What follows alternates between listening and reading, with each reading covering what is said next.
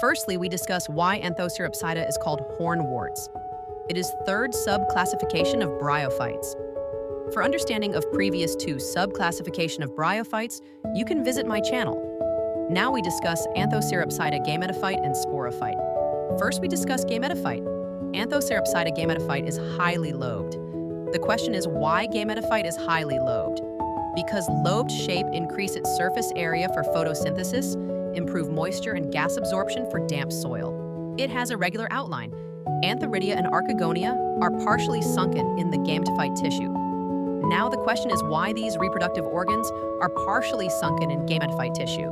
Because it provides crucial protection against physical damage and drying out in terrestrial environments, protection and survival. As you can see in the diagram, as I tell in previous lectures, Antheridia is male reproductive organ and Archegonia is female reproductive organs.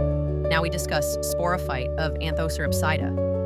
Sporophyte does not depend on gametophyte for nourishment and protection, except in the early stage of development. The Sporophyte show many advanced characters like produce spores over a long period, so it can easily grow on land as compared to other bryophytes groups. Sporophyte has stomata and chloroplasts in the epidermis. Epidermis mean outer layer. So it can prepare its food by photosynthesis. It does not obtain food from gametophyte. It also has a band of meristemic tissue. Meristemic tissue are dividing tissue. They continue to increase growth of plants.